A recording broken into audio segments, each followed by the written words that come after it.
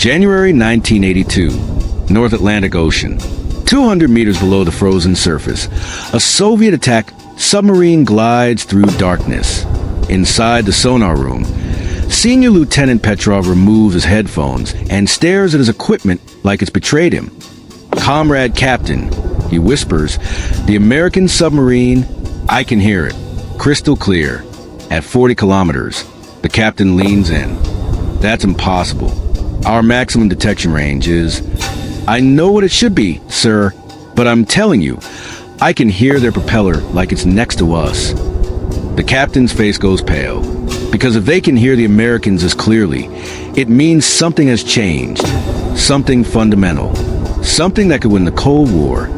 3 days later, Admiral Sergei Volkov stands in a concrete bunker beneath Murmansk Naval Base, surrounded by 18 months of acoustic data that nobody else believed in. Charts cover every wall. Red lines connect patterns that shouldn't exist. His hands shake as he lights his 7th cigarette of the hour. Not from cold, from the realization that he's found America's Achilles heel. The heavy steel door opens. Captain Dmitri enters, snow still melting on his shoulders. "Admiral, you were right. We tested it again. Los Angeles-class submarines produce a harmonic signature at 240 hertz when diving below 200 meters. Every single one. It's a design flaw in their propeller housing." Volkov crushes a cigarette. "How many people know?" "Just our team. 6 officers. All cleared for..." "Make it 4. Transfer Lieutenant Kozlov and sonar man Petrov to Pacific Fleet. Tonight. No explanations." Dmitri hesitates. "Sir, they helped discover this. They deserve to stay alive. The fewer people who know, the fewer targets Americans have." Volkov pulls out a bottle of vodka from his desk drawer, pours 2 glasses. The Kremlin briefing is February 18th. If this information leaks before then, we're all dead. The Americans will kill to protect this secret. They drink in silence, both thinking the same thing. They're holding a loaded gun pointed at America's head. What neither of them knows is that in Langley, Virginia, a basement computer has just flagged an intercepted transmission. 3 words buried in coded Soviet naval traffic. Acoustic breakthrough confirmed. At home that evening, Volkov walks to his apartment door, and Anya crashes into him like always. She's holding a drawing, a submarine, childishly perfect, with Papa's ship written in crayon. "Do you like it?" Mama helped with the spelling. He kneels down, studies it like it's classified intelligence. "It's beautiful, little star, but you forgot something." "What?" "The periscope needs to be taller. Like this." He takes her crayon, adds details. "See? Now I can see everything." "Can your submarine see everything, Papa?" The question hits harder than she knows. "Yes, sweetheart. It can see things nobody else can see." Natasha appears from the kitchen, flour on her hands, concern in her eyes. She's learned to read his face after 25 years. Tonight it says, "Trouble." After Anya goes to bed, they stand at the window watching Moscow's lights. The city looks peaceful, deceiving. "You found something important," Natasha says. Not a question. "Yes." "Dangerous?" "Very." She takes his hand. "Then be careful. We need you more than the Navy does." He wants to tell her everything. That he's discovered a flaw that makes every American nuclear submarine vulnerable. That he's briefing the Minister of Defense in 3 weeks. That if the Americans find out what he knows, they might kill him before he can present it. Instead, he says, "I'm always careful." She doesn't believe him, but she kisses him anyway. The next morning, Volkov arrives at Naval Intelligence Headquarters at 0600 hours. His office is exactly as he left it. Files locked, door secure, nothing disturbed. But his briefcase feels lighter. He opens it. Everything's there, documents, notes, his security badge. But the papers are in slightly different order. Someone with training could replicate the arrangement almost perfectly. Almost. He dumps the briefcase on his desk, searches through everything. Nothing missing. Nothing added. Just touched. His phone rings. Internal line. Admiral Volkov, Marshal Ustinov's office, confirming your February 18th briefing. Minister of Defense will attend personally. Also the chairman of the KGB. His stomach drops. The KGB chairman? For a naval briefing. Apparently your discovery has broader implications. Security implications. After hanging up, Volkov sits very still. The KGB doesn't attend routine briefings. They attend when they suspect treason, when they're investigating, when they're watching. He thinks about his briefcase, about papers in the wrong order, about the feeling of invisible eyes. Then he does something that will save his life and destroy it simultaneously. He starts making copies, secret copies, hidden in 3 different locations. Because if someone's watching him, he needs insurance. What he doesn't know is that making those copies will trigger alarms 7,000 kilometers away. By lunchtime, a courier delivers mail to his office. Bills, naval circulars, and 1 envelope with no return address. Hand-delivered, no postal markings. Inside, a photograph of himself. Yesterday, on the metro, taken from behind, slightly blurred, clearly surveillance grade. Nothing else. No message. No threat. Just a photograph. Volkov burns in his ashtray, but his hands won't stop shaking. That afternoon, he calls Professor Davidoff in Leningrad, his old mentor from Naval Academy, the only person he completely trusts. Yuri Pavlovich, it's Sergei. I need advice. Of course. What troubles you?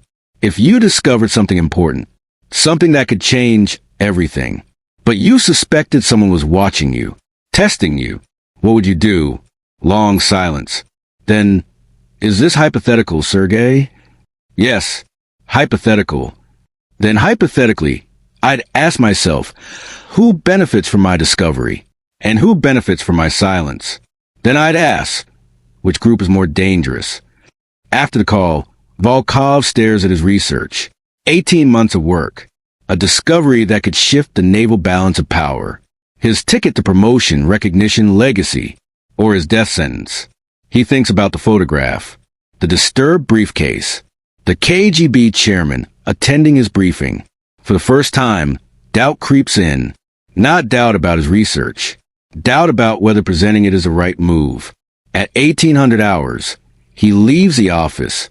On the metro home, a man in a gray coat stands too close. When Volkov moves, the man moves. When he exits, the man exits. Volkov walks 3 extra blocks, testing. The man stays 50 meters back. Professional distance. Trained distance. He finally loses him by ducking through a communal building and out the back entrance. His heart pounds like he's been running. At home, Anya shows him her math homework. Perfect scores. He praises her, helps her with reading practice, tucks her in with a story about a brave submarine captain who always finds his way home. Will you always find your way home, Papa? Always, little star. I promise. But as he says it, he wonders if it's a promise he can keep. That night, unable to sleep, he returns to his study, pulls out his research one more time. The acoustic signatures are clear, undeniable, real. But so is the surveillance, the photographs, the watchers. He thinks about Professor Davidoff's question, who benefits from silence? The Americans, obviously. If his research stays hidden, their submarines stay invisible. But also the KGB, if this is a loyalty test, if they planted false data to see if he present flawed intelligence to the Kremlin. Stalin did things like that, gave scientists fake research, watched who presented without verifying, then arrested them for sabotage. Those days are supposed to be over. But are they really? Volkov opens a safe, looks at the backup copies he made. Insurance against something. But what? Against American assassination? Or against Soviet betrayal? He doesn't know who the enemy is anymore, and not knowing is worse than any threat. Outside his window, Moscow sleeps. 2 million people dreaming peaceful dreams, because men like him stand watching the darkness. But who watches the watchers? Who protects the protectors? Volkov closes his safe, locks his study, and lies in bed next to Natasha. She's already asleep, peaceful, trusting that tomorrow will be like today. He envies her that certainty, because his world is already fracturing. And the worst part? He's not sure if the danger is real or if he's being manipulated into paranoia. In psychological warfare, that's exactly the point. At Langley, Virginia, a red folder lands on a desk marked urgent. Inside, profile of Admiral Sergei Volkov. Discovery status. Confirmed. Kremlin briefing. February 18th. Time until threat manifestation. 37 days. The decision is made in 17 minutes. No assassination. Too obvious. Too risky. Too likely to validate his research and intensify Soviet efforts. Instead, eliminate the man by eliminating his will to fight. Operation Silent Collapse is born, and Admiral Volkov, tucking his daughter into bed 7,000 kilometers away, has no idea he's just been declared an enemy combatant in a war fought entirely in shadows. A war where the battlefield is the human mind, where the weapons are doubt and fear, where casualties don't bleed, they simply break. The invisible war has a target. The countdown has begun, and the first casualty, always, is truth. The call comes at 3:47 a.m. Dr. Margaret Chin answers on the second ring, because in her line of work, middle of the night calls mean someone, somewhere, is about to die. Dr. Chun, this is Langley. We need you here in 40 minutes. Bring nothing. Tell no one. She's dressed in 8 minutes. Her apartment is sparse, functional, the home of someone who doesn't expect to stay anywhere long. A single photograph on the nightstand. Her father in front of his restaurant in San Francisco, the one he bought after fleeing Mao's China. He's smiling. She doesn't keep photos where she's smiling. The drive to Langley is silent. Her escort doesn't speak. Doesn't need to. She's done this before. Emergency consultations when the agency needs someone broken without breaking international law. The operations room is thick with cigarette smoke and tension. 12 men in suits. Faces gray with exhaustion and too much coffee. A projector displays a photograph. Soviet naval officer. Medals on his chest, kind eyes, strong jaw. Deputy Director Crowley doesn't waste time. Admiral Sergei Volkov. Submarine warfare specialist. He's discovered a critical flaw in our Los Angeles-class acoustic signature. If he briefs the Kremlin on February 18th, our entire nuclear deterrent becomes visible. Every boomer, every attack sub, every underwater asset, compromised. Margaret studies the photo. You want him eliminated. We want the information eliminated. He needs to destroy his own research. Voluntarily. Completely. And believe it was his idea. That's not elimination. That's psychological torture. That's your specialty, Dr. Chan. She removes her glasses, cleans them slowly, buying time to think. I'll need everything. Every intercepted communication. Every surveillance photo. Personnel files on everyone he's ever known. Medical history. Psychological evaluations. Letters to his mother. Grocery lists if you have them. If I'm going to dismantle someone's reality, I need to understand how it's constructed. You'll have it in 6 hours. And when I'm done with this, I'm done with all of it. We agreed last time. Last time you also said you were done. Yet here you are. She meets his eyes. He doesn't blink. Neither does she. This is the last one, she says. After this, burn my file. I don't exist. Done. Now, tell me, can you break him? Margaret looks at the photograph again. Volkov's eyes stare back at her. Intelligent, dedicated, haunted by something even before she starts hunting him. Everyone breaks, she says quietly. You just need to find the right pressure points. The question isn't can I break him. The question is whether you can live with what breaking him requires. By noon, her office looks like a serial killer's lair. Every wall covered with information about Sergei Volkov. Photographs, transcripts, psychological profiles. A spider web of connections mapping his entire life. Birth records, 1929, Leningrad. Father executed in Stalin's purges, 1937. Mother died of starvation during the siege of Leningrad, 1942. Raised by his grandmother until age 16. Margaret circles this. Orphaned young. Learned early that authority figures can betray you, that the state that demands loyalty can also destroy your family. Naval Academy records, top of his class. Exemplary. But one notation catches her eye. Cadet Volkov displays excessive responsibility for others' failures. Internalizes mistakes. Recommend monitoring for self-destructive tendencies. She underlines internalizes 3 times. Personnel file. Married Natasha Petrova, 1957. 1 daughter, Anya, born 1972. No affairs. No vices except cigarettes and occasional vodka. Model officer. Model father. Model Soviet citizen. Too perfect. Nobody's that perfect, which means he's hiding something. Or hiding from something. Intercepted letter to Professor Davidoff, 1979. Sometimes I wonder if we're building weapons to prevent war or building weapons because we've forgotten how to prevent war without them. I do my duty, Yuri Pavlovich, but the doubt never leaves. Margaret sits back. There it is. The crack in the armor. Doubt. He's a man who questions. Who worries. Who second guesses. Who carries the weight of moral ambiguity, even while serving his country. She starts writing. 3 hours straight. No breaks. The plan comes together like a machine assembling itself. Phase 1. Create external pressure. Make him believe he's under surveillance. Not paranoid delusion, actual surveillance.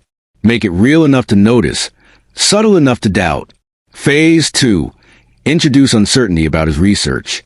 Not directly. Never directly. Through carefully placed inconsistencies. Through errors that make him question his own data. Phase 3. Activate his core fear. Make him believe that presenting his discovery will harm his family. That his loyalty to the state conflicts with his loyalty to his daughter. Phase 4. Provide the exit. Make destroying the research feel like the heroic choice. The patriotic choice. The choice that saves everyone. It's elegant, efficient, monstrous. At 1900 hours, she presents a plan to Crowley and his team. You're going to make him paranoid. Someone says, no, I'm going to validate paranoia that's already there. He survived Stalin's purges, Khrushchev's reforms, decades of Soviet suspicion culture. He knows what happens to people who become inconvenient. I'm just going to remind him. The research is solid. What if he doesn't doubt it? He will, because I'm not attacking the research. I'm attacking his confidence in his own judgment. Once that's compromised, everything else follows. Crowley leans forward. Walk me through it, step by step.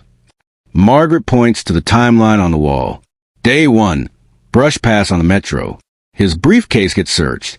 Nothing taken, nothing added. Just disturbed. He notices because he's trained to notice. That just makes him more careful. Exactly. Which makes him more paranoid, more isolated, more likely to trust his fears over his evidence. Day 3. Anonymous photograph of him under surveillance. No message, just a photo. Makes him wonder who's watching and why. KGB or CIA? He won't know. That's the point. Ambiguity is the weapon. Day 5. Introduce data inconsistencies through his subordinates. Nothing major. Just enough to make him recheck his calculations. What inconsistencies? We have an asset in Soviet naval intelligence. Low-level clerk.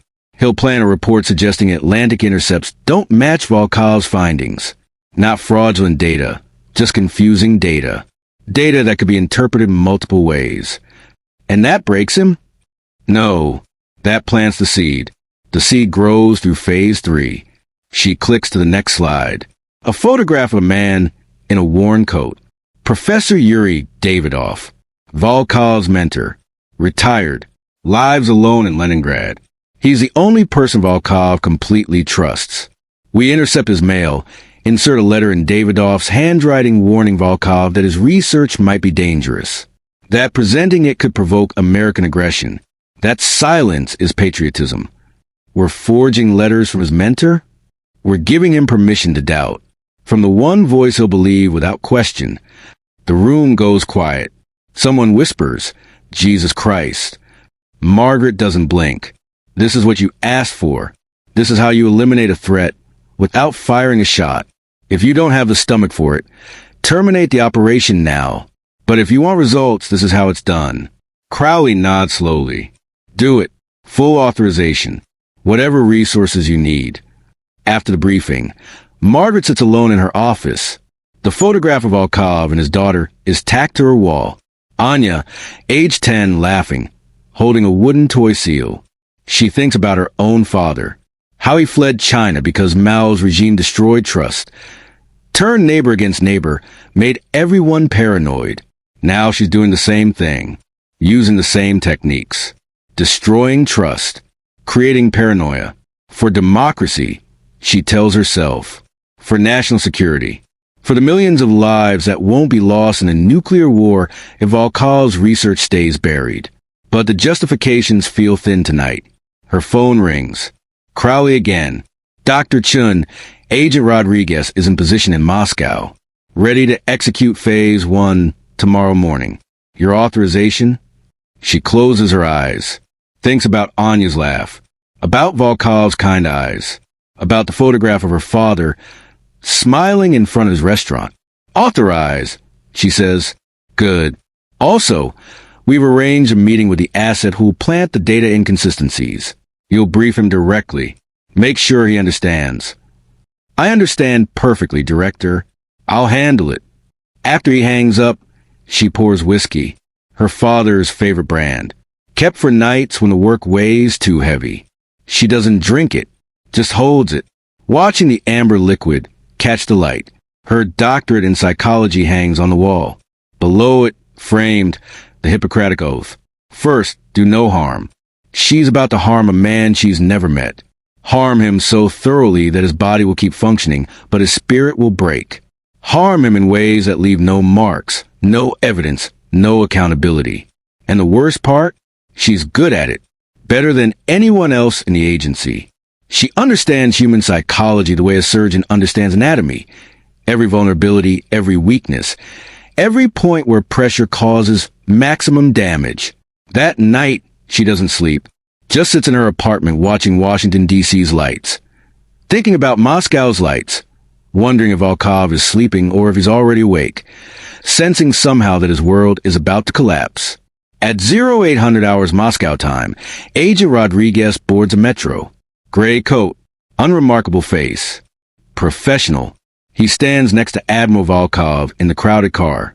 Waits for the lurch. Bumps into him. Hard. Deliberate. Sorry. Volkov nods. Returns to his papers. Rodriguez exits 3 stops later. Mission accomplished. Phase 1 initiated. In Langley, Margaret watches a surveillance report come through. Target noticed the contact. Spent 7 minutes examining his briefcase contents at his office. Behavior consistent with heightened awareness. She makes a note. Subject is primed. Proceed to Phase 2 in 72 hours. She should feel satisfaction. The operation is working perfectly. Every prediction proving accurate. Instead, she feels sick. Because she knows what's coming. The slow, methodical destruction of a man's reality. The careful construction of a prison made entirely of doubt. And the worst part? Volkov will never know he was attacked. He'll blame himself. His paranoia. His weakness. His failure. He'll die thinking he wasn't strong enough. When the truth is, nobody's strong enough to survive what she's about to do to him. Nobody. 5 days after Metro contact, Volkov stops sleeping. Not entirely. He still collapses into exhausted unconsciousness around 0400 hours. But real sleep, the kind that restores, that rebuilds, gone. He checks his briefcase 17 times before leaving the office now. Counts documents. Memorizes their exact placement.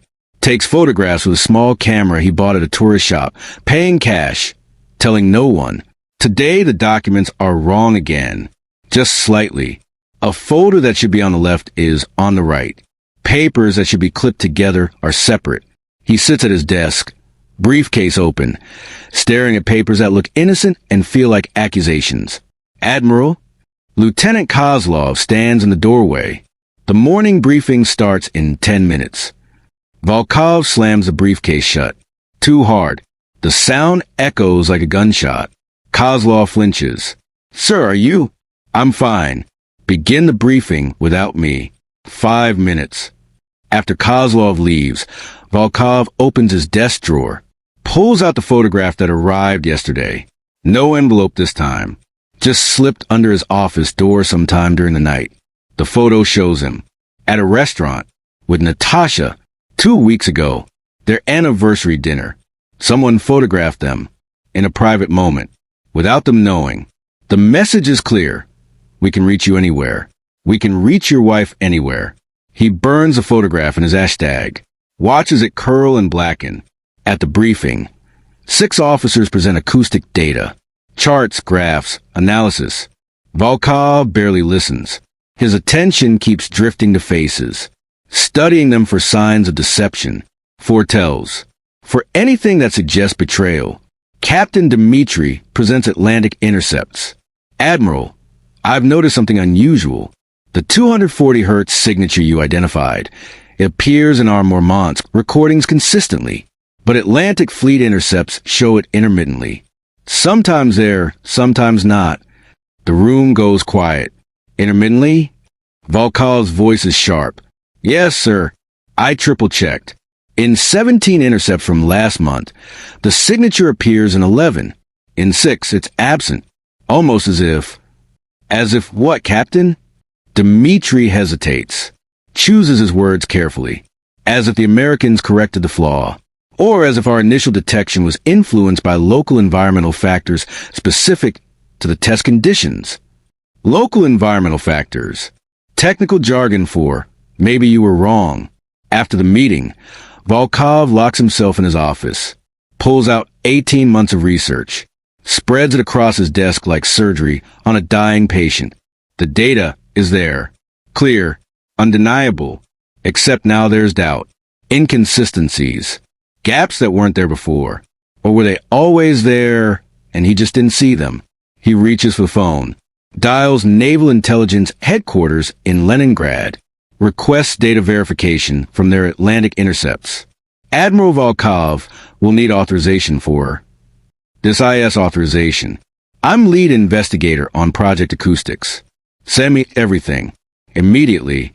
Sir, those files are classified above your... He hangs up, stares at the phone like it betrayed him. When did he lose access to data he himself collected? The answer comes 3 hours later. A courier delivers a single folder marked, inside 1 page. Admiral Volkov's security clearance for Project Acoustics data is under review pending assessment of information handling protocols. Access temporarily suspended. Signed, KGB Internal Security Division. His hands shake, holding the paper. The KGB is reviewing his security clearance, which means they suspect him of something. But what? Espionage? Incompetence? Disloyalty? Or is this the test? Present potentially flawed data to see if he'll admit uncertainty or charge ahead and expose himself as reckless. He doesn't know anymore. That evening, walking home through Moscow's gray streets, he notices a man in the dark coat again. Same one from the metro. Or maybe a different man wearing the same uniform of Soviet anonymity. Volkov stops at a kiosk, buys cigarettes he doesn't need. The man stops 30 meters back, pretends to read a newspaper. Volkov continues walking, takes a random turn down a side street. The man follows. Another turn, another shadow. Finally, Volkov spins around, walks directly toward the man. The man doesn't run, just folds his newspaper, meets Volkov's eyes and smiles, then turns and walks away casually, like this is all completely normal. It's the smile that terrifies Volkov most. Not threatening, not apologetic, just acknowledgement. Yes, I'm following you. Yes, you noticed. So what? At home, Natasha takes one look at his face and sends Anya to her room. Homework, sweetheart. Papa and I need to talk. After their daughter leaves, Natasha pours tea with hands steadier than his. Tell me, all of it. No more protecting me. He wants to. God, he wants to. But what would he say? That his research might be flawed? That the KGB is investigating him? that men are following him through Moscow streets, that he's not sure anymore what's real and what's paranoia. There are complications with my work, he says carefully. Technical complications. Nothing dangerous. You're lying. Tasha. 25 years, Sergei. I know when you're lying. I know when you're afraid. And right now you're both. He meets her eyes. Sees love there. Trust. Everything he doesn't deserve because he's bringing danger to her doorstep and doesn't know how to stop it. If I tell you, it puts you at risk. I'm your wife. I'm already at risk. At least give me the dignity of knowing why. So he tells her, not everything, but enough. The research, the inconsistencies, the surveillance, the suspended security clearance. She listens without interrupting. When he finishes, she's quiet for a long time. What does Professor Davidoff say? I haven't told him. I don't want to involve him. Sergei, he's the only person whose judgment you trust. Call him. But before he can respond, there's a knock at the door. They freeze. Nobody visits unannounced at 2,100 hours. Volkov approaches slowly, peers through the peephole. Empty hallway. He opens the door. No one there.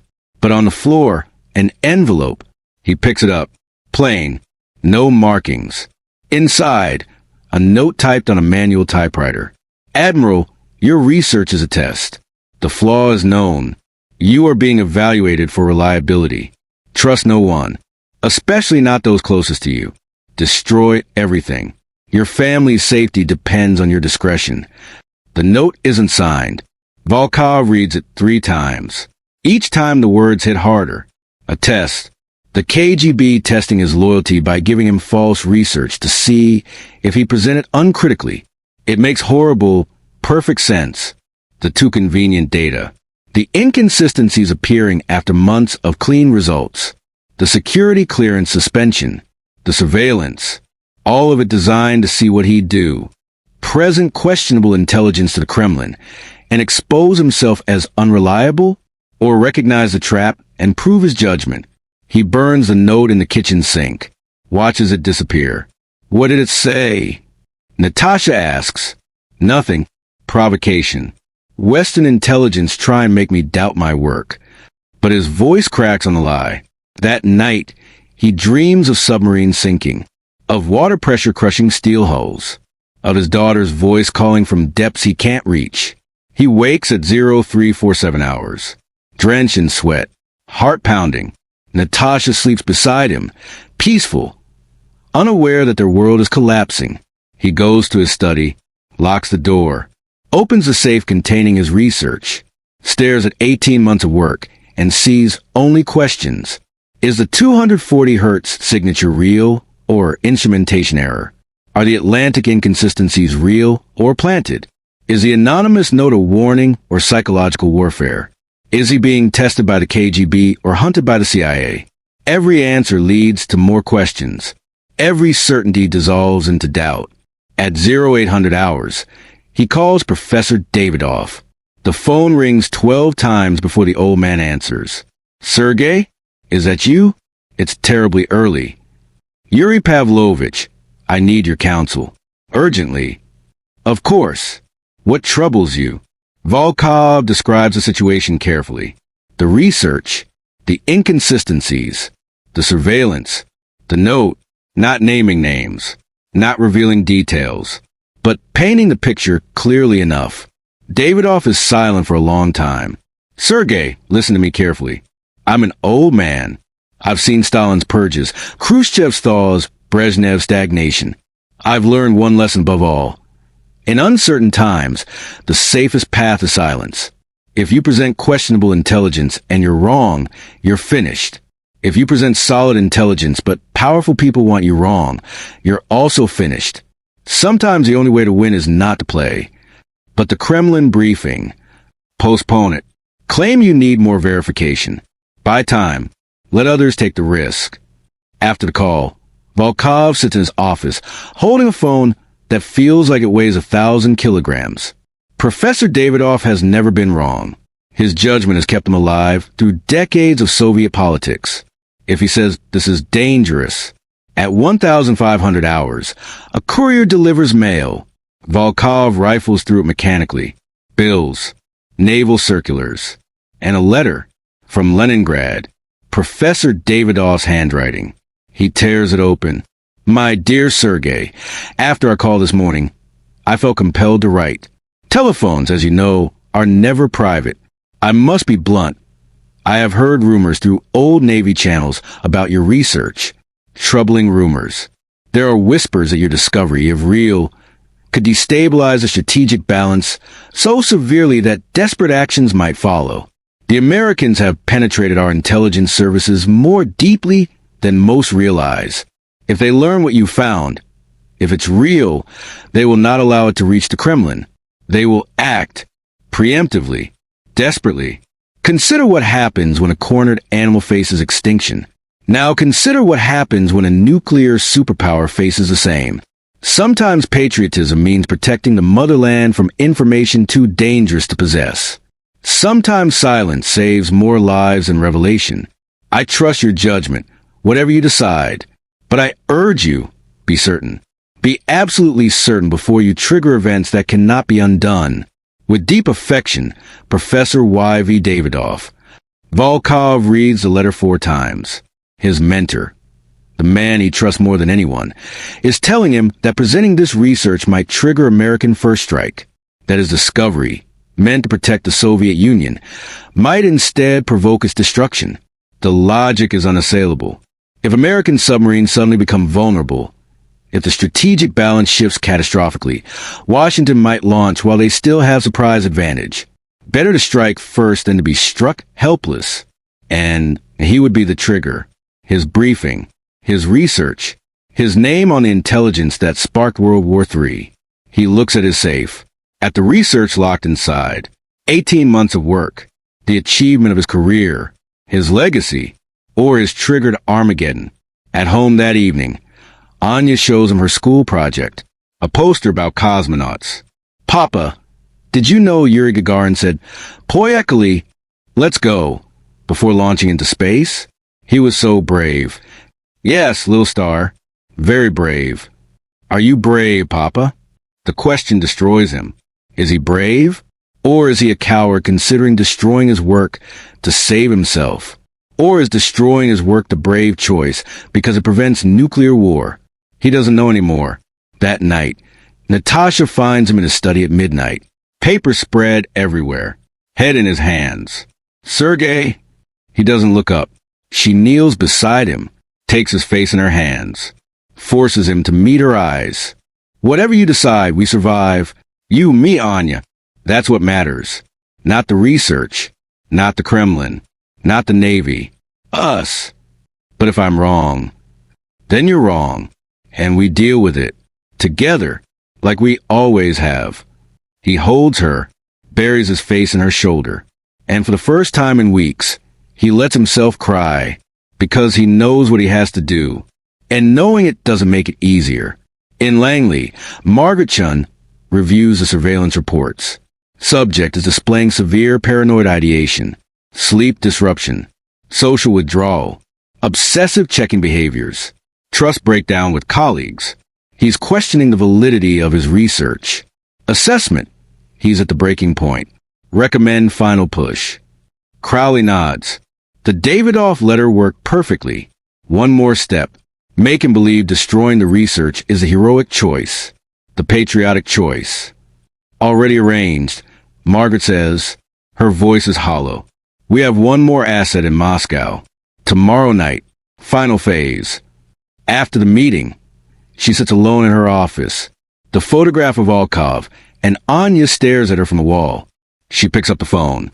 Dials a number she's not supposed to have. An emergency line to abort operations. Her finger hovers over the final digit. One press. That's all it takes. Stop this before it goes too far. Before she crosses a line that can't be uncrossed. But then she thinks about Los Angeles-class submarines. About American sailors. About nuclear deterrence. About the millions of lives balanced against one Soviet Admiral's sanity. She hangs up without completing the call. Some lines exist to be crossed. Some souls exist to be sacrificed. Tonight, Margaretchen learns she's willing to sacrifice both. Volkov stops going to work on February 12th. Just doesn't show up. No call. No explanation. For a Soviet admiral, this is career suicide. He doesn't care. He sits in his study surrounded by 18 months of research, smoking cigarettes down to the filter, trying to find certainty in numbers that keep shifting meaning like water. Lieutenant Kozlov calls at 0900 hours. Admiral Marshal Ustinov's office is asking about the briefing. It's in 6 days. They need confirmation of, tell them I'm sick. Flu. Postpone 2 weeks. Sir, you can't postpone a briefing with the Minister of Defense. I just did. Handle it, Dmitri. He hangs up. Natasha brings him tea. He doesn't drink. Anya asks why Papa isn't going to work, and Natasha tells her Papa is thinking about important things. Which is true, which is a lie. At 1,430 hours, there's a knock. Volkov ignores it. Another knock. Persistent. He opens the door ready to snarl at whoever it is. A man stand there. Late 50s. Worn coat. Unremarkable face. The kind of man you see and forget immediately. Admiral Volkov? My name is Konstantin. I don't have much time. May I come in? No. I'm GRU. Was GRU. I defected last month. I need to tell you something before they find me. Volkov's blood goes cold. I don't know what your research is what you think it is. The man speaks quickly, quietly, urgently. The acoustic flaw is real. But the data you've been given has been manipulated, enhanced, made more significant than it actually is. It's a trap, Admiral. The KGB is testing you. They want to see if you'll present exaggerated intelligence to the Kremlin. It's a loyalty test. Classic Stalin-era methodology. That's insane. Is it? Think about your security clearance suspension, the surveillance, the inconsistencies in the data. They're showing you the problems to see if you'll notice. If you present this research as is, you'll be arrested for providing false intelligence to state leadership. If you recognize the trap and stay silent, you prove your judgment, your loyalty. Volkov grabs the man's coat. Who sent you? CIA? KGB? Who? The man pulls free. Nobody sent me. I'm trying to help. I've seen what they do to officers who fall into these traps. My own commander. He stops, looks over his shoulder like expecting bullets. I shouldn't have come. Forget I was here. Destroy your research. Protect your family. That's all that matters. He turns and walks away quickly, disappearing down the stairwell before Volkov can respond. Volkov stands in the doorway shaking, not from cold, from the realization that he doesn't know what's real anymore. Was that man really GRU? Really a defector? Or was he CIA? KGB? A test within a test? He closes the door, locks it, locks the deadbolt, pushes a chair against it. Natasha appears from the kitchen. Who was that? Wrong apartment. Sergei? I said wrong apartment. She flinches. He immediately regrets it, but he can't apologize. Can't explain. Can't do anything except return to his study and lock that door too. He pulls out every piece of research, spreads it across the floor, tries to find the manipulation, the enhancement, the trap, but he's looked at this data so many times it's lost all meaning. Numbers are just numbers. Patterns are just patterns. He can't tell anymore what's real and what's his mind showing him what he wants to see. At 1900 hours, Anya knocks on the study door. Papa? Mama says dinner's ready. I'm not hungry, little star, but it's your favorite, beef stroganoff. Later, Papa's working. Silence. Then, Papa, are you angry at me? The question breaks him. He opens the door, kneels down, pulls her into a hug. So tight she squeaks. No, sweet girl. Never. Papa has difficult work problems. But I love you more than all the stars in the sky. You know that, yes? She nods against his shoulder. I drew you a picture to make you feel better. She hands him a crayon drawing. A family. Papa, Mama, Anya, standing together, smiling, the sun shining. Under it, in careful letters, "Papa is the best." He carries that drawing back to his study, pins it to the wall next to his research. One shows what he has. The other shows what he's risking. At 2,200 hours, after Natasha and Anya are asleep, he makes a decision. He can't present the research. The risk is too high, not just to him, to his family, to the country, to the world. But he can't just destroy it either. What if it's real? What if he's being manipulated into destroying genuine intelligence? So he makes copies, secret copies, hides them in 3 separate locations. One in his mother-in-law's apartment, one buried in the communal garden behind their building, one given to a trusted friend with instructions to open it only if something happens to Volkov.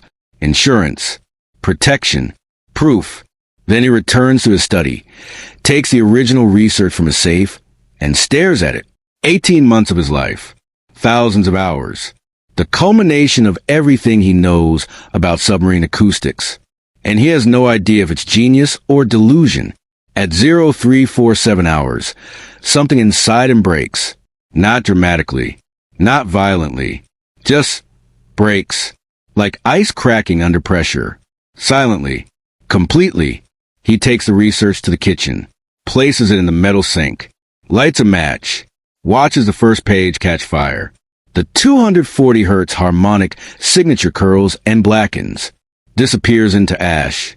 Another page, the Atlantic intercepts, the acoustic analysis, gone. Another, the mathematical models, the verification data, gone. He feeds a fire steadily, methodically, watching 18 months burn away page by page. Behind him, unnoticed, Natasha stands in the doorway, watching, saying nothing, tears streaming down her face. When it's done, Volkov stares at the ashes, gray and meaningless. "It was the only way," he whispers, "to protect you, to protect Anya, to protect everyone." He doesn't know if he believes it, but saying it out loud makes it feel true. Natasha steps forward, takes his hand. "Come to bed, Seryoza." "I destroyed it. 18 months. Everything." "I know." "What if I was wrong?" "Then you were wrong trying to protect us. There are worse mistakes to make." He lets her lead him to bed, lies awake until dawn watching shadows on the ceiling, trying to remember why he thought burning his life's work was the right choice. The reasoning is already slipping away, leaving only the hollow certainty that he's made a catastrophic error, either by burning the research or by creating it in the first place. He doesn't know which. Will never know. At 0800 hours, he calls Naval Intelligence. "This is Admiral Volkov. Cancel the Kremlin briefing. Technical issues require extended review. Indefinite postponement." The silence on the other end is deafening. "Admiral, Marshal Ustinov will want an explanation." "Tell him the research was inconclusive. Tell him I was wrong. Tell him whatever you need to tell him. Just cancel it." He hangs up. It's done. The research is destroyed. The briefing is canceled. The threat, real or imagined, is neutralized. So why does he feel like he's just killed himself? The days that follow blur together. Volkov goes to work, files meaningless reports, attends meaningless meetings, smiles at meaningless conversations. Everyone can see something's wrong. Nobody asks. In the Soviet military, you don't ask why an admiral suddenly looks like a ghost. Lieutenant Kozlov tries once. "Sir, about the research, did you really?" "The research is gone, Dmitri. There is no research. There never was research. Am I clear?" "Yes, Admiral." But Kozlov's eyes say what his mouth doesn't. "You destroyed your career for nothing." Maybe he's right. Captain Dmitri submits a formal request for transfer. No explanation. Just request reassignment to Pacific Fleet at earliest convenience. Volkov approves it without comment. Good men know when to abandon a sinking ship. At home, Anya asks fewer questions about Papa's work. Natasha watches him with eyes full of sorrow and helplessness. He starts drinking. Not heavily. Just enough. Just constantly. A glass of vodka at breakfast to steady his hands. Another at lunch to quiet his thoughts. Another at dinner to sleep. Another at midnight when sleep doesn't come. His colleagues notice. Whisper. The brilliant Admiral Volkov, who canceled the most important briefing of his career, and now drinks like a veteran submarine officer who's seen too much. Marshal Ustinov summons him on March 3rd. The Minister of Defense's office is intimidating by design. Portraits of Soviet heroes. Maps of submarine deployments. The weight of state power pressing down like ocean pressure. Admiral Volkov. Sit. He sits. Ustinov doesn't waste time. You canceled a briefing I personally cleared time for. You destroyed research that naval intelligence deemed critical. You've been drinking on duty according to multiple reports. Explain. Volkov meets his eyes. Sees no mercy there. Doesn't expect any. The research was flawed, Comrade Marshal. I could not in good conscience present questionable intelligence to Soviet leadership. I chose caution over ambition. Caution or cowardice? The word hangs in the air like a death sentence. I have served the Soviet Union for 32 years, Comrade Marshal. I have never been accused of cowardice. Until now, your subordinates think you had a breakdown. Your colleagues think you buckled under pressure. I think you're hiding something. Which is it, Admiral? Volkov says nothing, because any answer is wrong. Admit breakdown? Career over. Admit pressure? Career over. Claim hidden reasons? Investigation, interrogation, destruction. The only winning move is silence. Ustinov studies him for a long moment. Then, you're relieved of research duties. Reassigned to administrative review of Arctic supply logistics. Effective immediately. Dismissed. Arctic supply logistics. The Siberia of naval assignments. Where careers go to die quietly. Volkov salutes. Walks out. Feels nothing. He's already dead. This is just bureaucracy catching up with biology. At home that evening, he finds Anya crying in her room. What's wrong, little star? The girls at school, they say their papas are heroes. That my papa used to be important, but now he's just... She can't finish. Just cries harder. He holds her, strokes her hair, whispers that everything is fine. That papa is exactly where he needs to be. Lies. All lies. But what else can he give her? After she sleeps, he sits in his study. The empty safe mocks him. The space where his research lived is now just empty air. He thinks about the copies he hid, the insurance he kept. Maybe he should destroy those too. Completely. Finally. Let it all end. But he can't bring himself to do it. That last thread of hope, however thin, however delusional, that maybe someday he'll understand what happened, why it happened, whether it was real. At 0200 hours, his chest tightens. Sharp pain. Radiating down his left arm. He knows what this is. Heart attack. Stress-induced cardiac event. He should wake Natasha.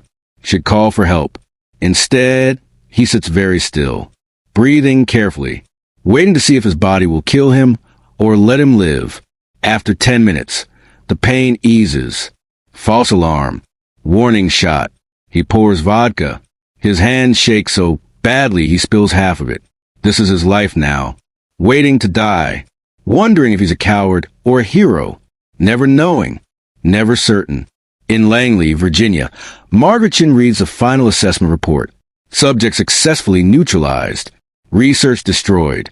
Briefing canceled. Career terminated. Subject displays signs of severe depression, alcohol abuse, cardiac stress. Assess likelihood of death within 6 months. 73%. Operation silent collapse. Complete success. She should feel triumph. Mission accomplished. American submarine safe. Nuclear balance preserved.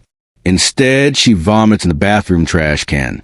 Heaves until there's nothing left but bile and self-hatred. Crowley finds her there. Dr. Chen, I killed him. You saved millions of lives. I killed him. She slams her fist against the wall. He's alive, but I killed him. Destroyed everything he believed in. Made him doubt his own mind. Isolated him. Broke him. And now he's drinking himself to death wondering if he was a hero or a coward, and he'll never know. Never. Because I made sure he couldn't. That was the mission.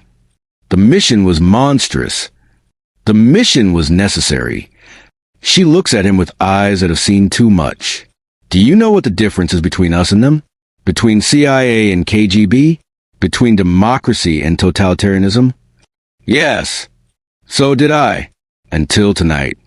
She walks out, leaves her badge, leaves her career, leaves behind the person she was before she learned how easy it is to destroy a human being without ever touching them.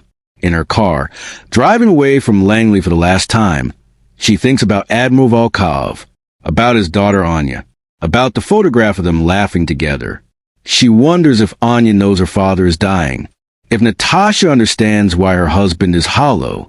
She wonders if 40 years from now, someone will discover what really happened, if they'll judge her, if they'll understand. She wonders if understanding even matters when the damage is already done. At a red light, she looks at her reflection in the rear-view mirror. The face looking back is a stranger, a killer who never fired a shot, a torturer who never left marks, a monster who followed orders and called it patriotism. The light turns green. She drives into the Virginia night, carrying her victory like a corpse. May 17, 1982. Moscow Military Hospital. 1,543 hours. The heart monitor flatlines with a scream that sounds almost human. Nurses surge forward. A doctor barks orders in rapid Russian. Defibrillator paddles charge with an electric whine. Clear. Admiral Sergei Volkov's body arches off the bed. The line stays flat. Again, 300 joules. Nothing. Natasha stands frozen in the corner, watching doctor perform choreographed violence on her husband's chest. Compressions, injections, desperate mathematics trying to restart a heart that's already decided to stop. At 1,547 hours, the doctor steps back, removes his gloves, meets Natasha's eyes. I'm sorry. He's gone. The official report will list cause of death as acute myocardial infarction. Heart attack. 53 years old. Contributing factors: chronic stress, alcohol abuse, possible undiagnosed coronary disease. No mention of invisible wounds. No mention of psychological warfare. No mention that Sergei Volkov was a casualty of war as surely as any soldier killed in combat. In the hospital hallway, 10-year-old Anya sits on a plastic chair, clutching her wooden seal, waiting for Papa to come out and take her home. Lieutenant Kozlov stands beside her, trying to find words that don't exist. How do you tell a child that heroes die? That her father fought battles she'll never understand? That he lost a war nobody knew he was fighting? When Natasha finally emerges, Anya knows before a word is spoken. Knows from her mother's face. From the way Kozlov suddenly becomes very interested in his shoes. From the way the hospital sounds seem to fade into a distant roar. Where's Papa? Natasha kneels down, takes Anya's hands. Her voice breaks on every word. Papa's heart. It got very tired, sweetheart. From working so hard, from caring so much. He tried very hard to stay with us, but... No. Anya pulls away. No, Papa promised. He promised he'd always come home. He promised. I know, little star. I know. But promises mean nothing against invisible wars. 3 days earlier, Volkov had woken at 0530 with crushing chest pain. Told Natasha it was indigestion. Refused to see a doctor. Went to work processing supply logistics for Arctic bases. Meaningless paperwork for a meaningless assignment. At lunch, Captain Dmitri found him slumped over his desk, gray-faced, barely breathing. Admiral, you need medical. I'm fine. Leave me alone.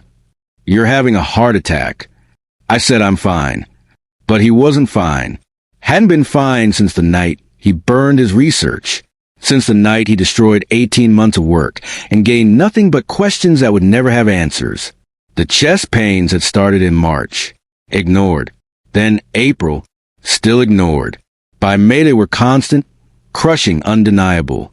Natasha had begged him to see a doctor. He'd refused. Said it was stress. Said it would pass. Said things that were lies they both recognized as lies. On May 16th, the pain became so severe he couldn't stand. Natasha called an ambulance over his objections. He was admitted to Moscow Military Hospital with acute cardiac symptoms. The doctor said if he'd come earlier, they could have done something.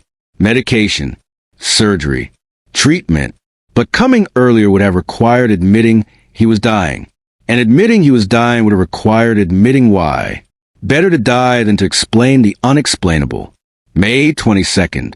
Moscow. Military funeral with full honors. Soviet naval officers in dress uniform stand at attention. A flag-draped coffin. A brass band playing funeral marches that sound like they're mourning the death of hope itself. Marshal Ustinov places a medal on the coffin. Admiral Sergei Volkov served the motherland with distinction for 32 years. The Soviet Union honors his sacrifice. The irony would be funny if it weren't tragic.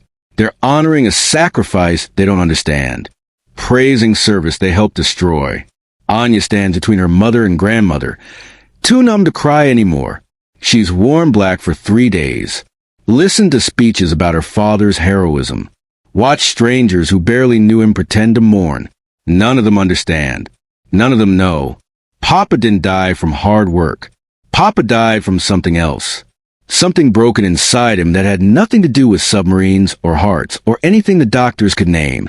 She clutches her wooden seal, Misha, so tightly it leaves impressions in her palm. The last gift Papa gave her. Back when he still smiled. Back when he was still Papa. As they lower the coffin into frozen Moscow earth, Natasha whispers something Anya almost doesn't hear. I'm sorry I couldn't save you, Seryoza. I tried. God knows I tried. The burial detail fires a rifle salute. 7 shots echoing across the cemetery like accusations. Then it's over. Admiral Sergei Volkov is gone. The research is gone. The truth is gone. All that remains is a widow, a daughter, and a gravestone that will never tell the real story. Same day. Langley, Virginia. 0847 hours. Margaretchen sits in her apartment. Former apartment now. She reminds herself, reading the intelligence summary delivered to her home address for reasons she doesn't want to understand. Operation Silent Collapse. Final assessment subject. Volkov, Sergei status. Deceased date of death. May 17, 1982 cause. Cardiac arrest official. Cause. Psychological warfare actual. Operation status. Complete success threat level. Permanently neutralized. The words blur. She's read them 6 times. They don't get easier. Her phone rings. She ignores it. Rings again. Still ignores it. On the 7th ring, she picks up. What? Dr. Chun, this is Director Crowley. I wanted to personally commend you on. He's dead. Yes, the operation exceeded all expectations. I killed him. Dr. Chun, Admiral Volkov died of natural causes. Heart attack. Stress-related but entirely. I gave him the stress. Her voice is flat. Dead.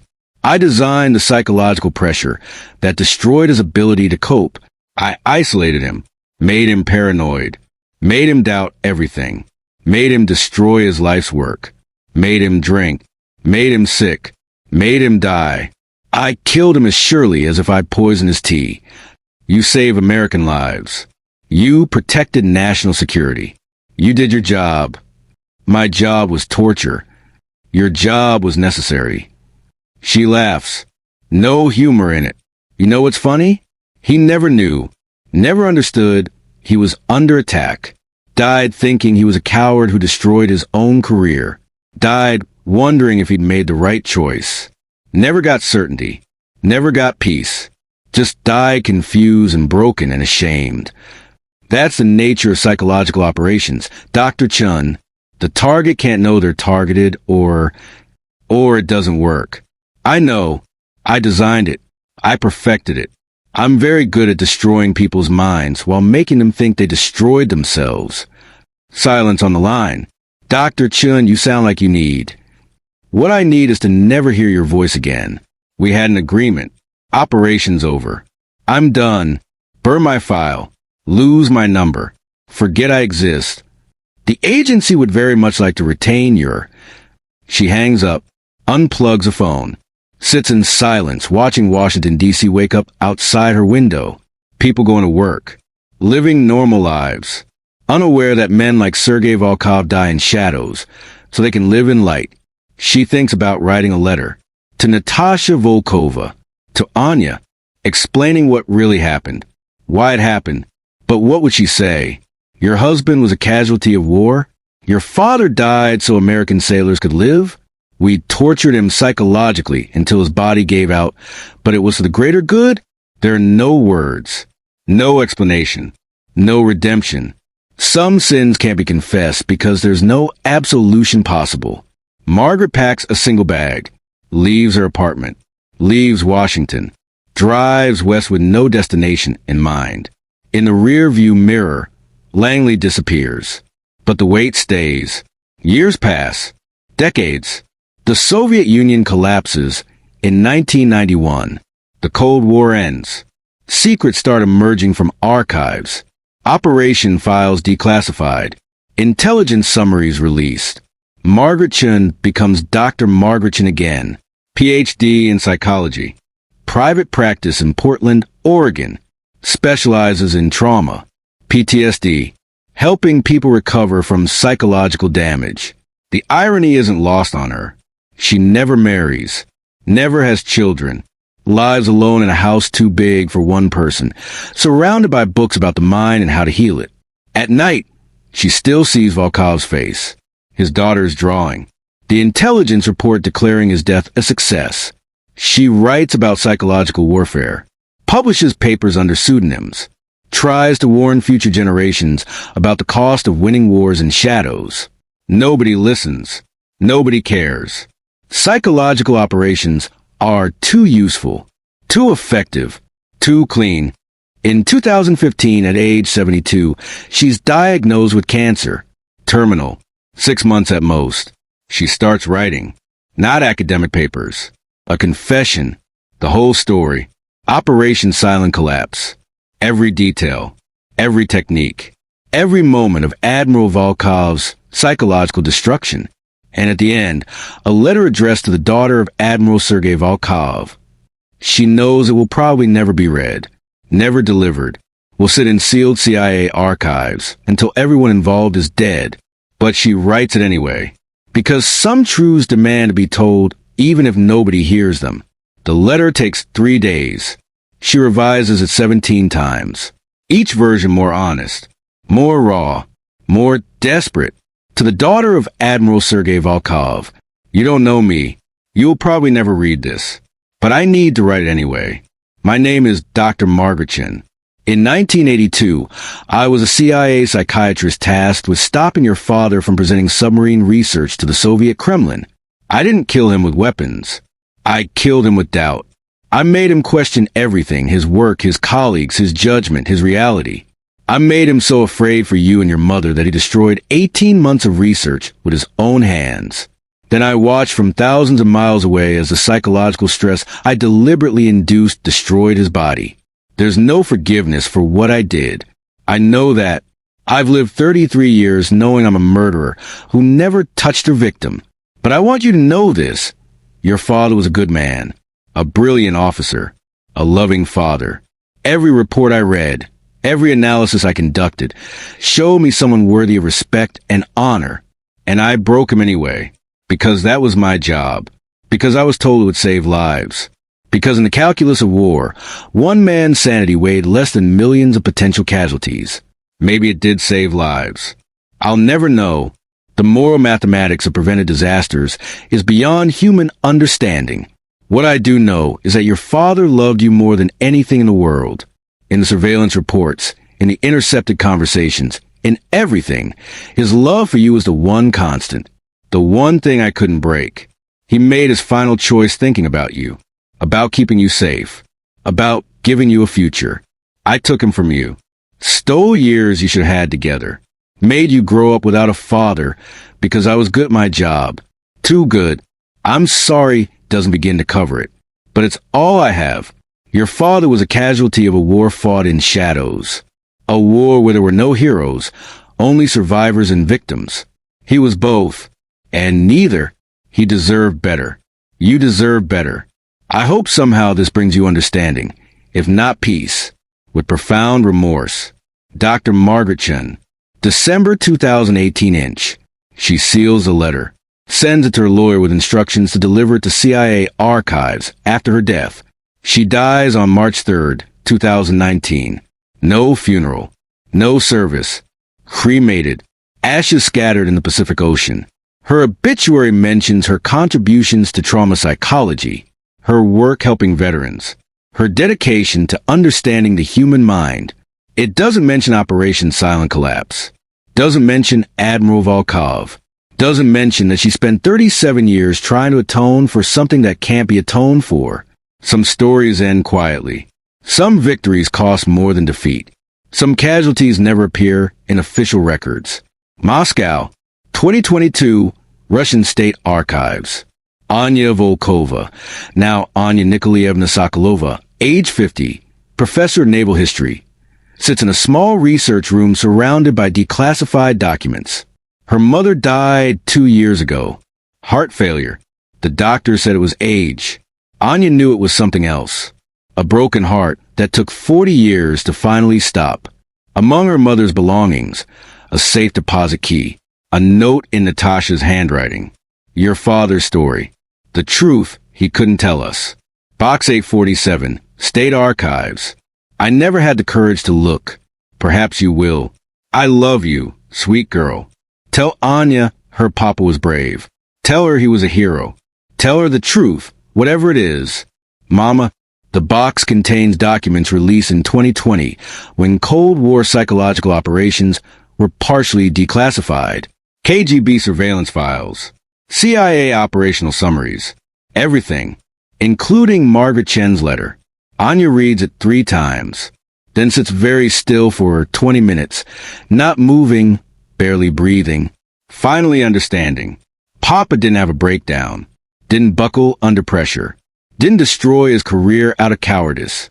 He was attacked, hunted, psychologically tortured until his mind couldn't distinguish reality from manipulation, and he died never knowing, died thinking he was weak, thinking he'd failed, thinking he betrayed his country or his conscience or both, died ashamed of the bravest thing he'd ever done, choosing his family over his ambition when he couldn't tell which choice was right. The tears come. 40 years delayed. 40 years of wondering why Papa changed, why he got sad, why he stopped being Papa. Now she knows. And knowing is worse than wondering, because at least wondering left room for hope. That evening, Anya visits her father's grave. The stone is weathered now, moss growing in the carved letters. 40 years of Moscow winters have softened its edges. Admiral Sergei Volkov, 1929 to 1982 hero of the Soviet Union, devoted father and husband. She places white roses. His favorite, places a wooden seal, Misha, on the gravestone. She's carried it for 40 years. Through university, marriage, divorce, career, life. Now it comes home. I know now, Papa, she says quietly. I know what they did to you. I know what you did for us. I know why you changed, why you were sad, why you left us. The Moscow wind carries her words away, but she keeps talking anyway. You weren't weak. You were under attack. An attack designed so perfectly you never even knew you were fighting. And you won, Papa. You protected us, kept me safe, gave me a life, even though it cost you everything. She pulls out Margaret Chen's letter, reads it aloud to the gravestone.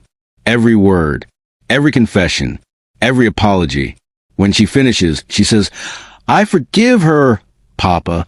Dr. Chun, I don't know if you would, but I do, because she was a casualty too. Different kind. Same war. She died carrying what she did to you. That's its own kind of prison. She thinks about the Cold War, the nuclear standoff, the millions of people who lived their entire lives under the shadow of weapons that existed only as potential. How many others like her father? How many silent casualties? How many families destroyed by wars fought in shadows? How many heroes who died thinking they were cowards? The Soviet Union is gone now, Papa. The submarines you studied are museum pieces. The threat you died for or died from doesn't exist anymore. The whole system collapsed. All of it. The sacrifices, the secrets, the silent wars. All for a country that doesn't exist anymore. She laughs bitterly. Was it worth it? For anyone? I don't know. Maybe there's no way to know. Maybe that's the real tragedy of the Cold War. Nobody won. Everybody lost. Just some people lost quieter than others. She stands, brushes off her coat, takes one last look at the gravestone. I have a daughter now, Papa. Ekaterina. She's 8. She asks about you sometimes. About her dedushka, grandfather. I tell her you were brave. That you loved your family more than anything. That you made hard choices in hard times. I don't tell her the whole truth. Maybe when she's older. Maybe never. Some truths are too heavy to carry. But I wanted you to know she's smart. Curious. Kind. She looks like you. Has your eyes. Your stubbornness. You would have loved her. And she would have loved you. I'm sorry we didn't get more time. I'm sorry they took you from us. I'm sorry you died thinking you'd failed when really you succeeded at the only thing that mattered, loving us enough to sacrifice everything. She kisses her fingers, touches the gravestone. Do svidaniya, Papa, until we meet again. Walking away from the cemetery, Anya thinks about writing a book, telling her father's story, exposing Operation Silent Collapse, making sure people understand the cost of silent wars. But who would read it? Who would care? The Cold War is history. Ancient history. Nobody cares about submarine acoustics. Nobody cares about psychological warfare. Nobody cares about casualties with no visible wounds. Maybe that's the final tragedy. Not that it happened, but that nobody will remember happened. That night, back in her apartment, Anya opens her laptop, starts writing anyway. Not a book, a memorial, a document, a testament. This is the story of Admiral Sergei Volkov. This is the story of Dr. Margaret Chun. This is the story of how the Cold War killed people without firing shots. This is the story of silent casualties. This is the truth. She writes through the night, every detail from the archives, every piece of Margaret's confession, every moment of her father's final months reconstructed from documents and memories. By dawn, she has 40 pages. By the end of the week, she has 200.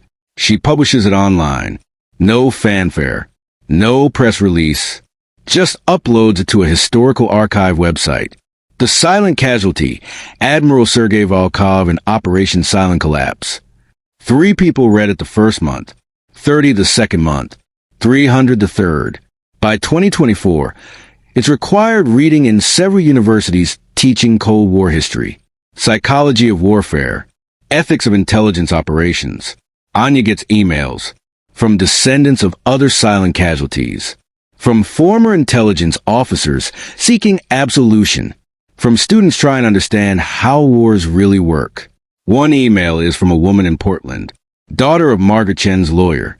My father handled Dr. Chen's estate. She left instructions that if anyone from Admiral Volkov's family ever came forward, they should have access to her complete files. Everything. Her operational notes. Her guilt journals.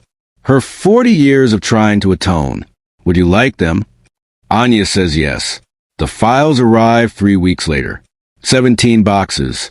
A lifetime of guilt documented. Margaret Chen's own silent war, fought against herself for 37 years. Reading them, Anya understands something she didn't before. There were no winners in Operation Silent Collapse. Only casualties. Her father, destroyed by psychological warfare. Margaret Chun, destroyed by her own success. Natasha, destroyed by watching helplessly. Anya herself, destroyed by 40 years of not understanding. And thousands of others, American sailors who lived because Soviet submarines stayed blind, Soviet families who suffered because their fathers carried secrets, intelligence officers on both sides who did terrible things in service of nations that don't exist anymore. All casualties, all victims of a war where the only winner was fear.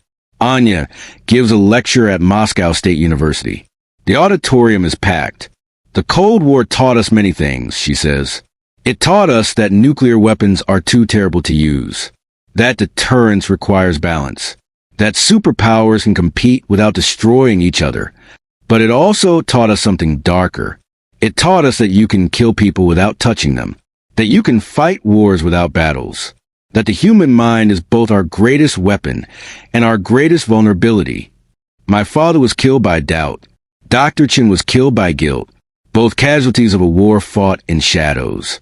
Both victims of systems that treated human beings as game pieces. We like to think we've evolved, that we've learned, that the Cold War's lessons prevent us from repeating its mistakes. But have we? Or have we just gotten better at hiding the casualties? Every day, people are destroyed by psychological warfare, disinformation campaigns, propaganda, gaslighting, making people doubt their own minds, making them destroy themselves. The tools have changed. The methods have evolved. But the principle remains. Break the mind, break the person. My father's story is not unique. It's just one example of millions. Silent casualties of wars most people don't even know are being fought. So I ask you, how do we prevent this? How do we fight wars without sacrificing souls? How do we pursue security without destroying the people we claim to protect? I don't have answers, but I have my father's story, and Dr. Chen's confession, and the truth that both of them paid for with their lives. Maybe that's all we can do. Remember, document, refuse to let silent casualties stay silent. Because the only thing worse than what happened to my father is if it happens again, and again, and again, while we pretend it's not happening, while we call it success. After the lecture, a young student approaches. Professor Sokolova, do you think your father would have wanted his story told? Anya considers this. I don't know. He was a private man, a loyal man. Telling his story exposes Soviet intelligence failures, reveals American capabilities, complicates the narrative of heroes and villains. But I think he would have wanted the truth, even if it's uncomfortable, even if it makes everyone look bad, because that's what the Cold War really was. Everyone doing terrible things for good reasons. Everyone becoming monsters while claiming to fight them. So yes, I think he'd want a story told. Not to judge, not to assign blame, but to remember, to understand, to learn, and maybe, just maybe, to prevent the next silent casualty. That night, alone in her apartment, Anya looks at the photograph she's kept for 44 years. Her father, young and smiling, holding her as a baby, before submarines, before secrets, before the invisible war. I did it, Papa, she whispers. I told your story. People know now. People understand. You're not forgotten. You're not just another casualty in archives. You're real. You mattered. You matter. Outside, Moscow lives and breathes. The city her father defended. The country he died for. Changed beyond recognition from the Soviet Union he knew. But some things don't change. Somewhere in the world, right now, someone is fighting an invisible war. Someone is being psychologically broken. Someone is making impossible choices with incomplete information. Someone is becoming the next silent casualty. And the cycle continues because humans haven't learned how to pursue security without sacrificing souls. Haven't learned how to win without destroying. Haven't learned that some victories cost more than defeat. Admiral Sergei Volkov died on May 17, 1982. Heart attack. Age 53. But the real cause of death was doubt, manipulation, invisible warfare. Dr. Margochin died on March 3, 2019. Cancer. Age 76. But the real cause of death was guilt, carrying the weight of what she'd done, knowing she perfected torture, and called it patriotism. They never met, never spoke, never knew each other except as operational target and operational planner. But they were connected, bound together by Operation Silent Collapse.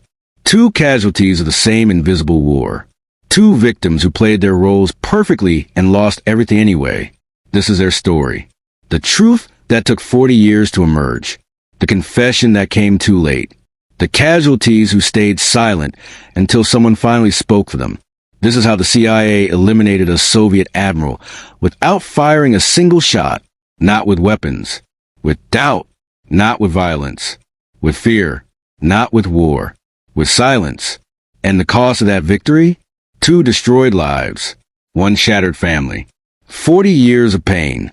37 years of guilt. And the knowledge that somewhere right now, it's happening again. Because we learn how to kill without bullets. But we never learn how to stop.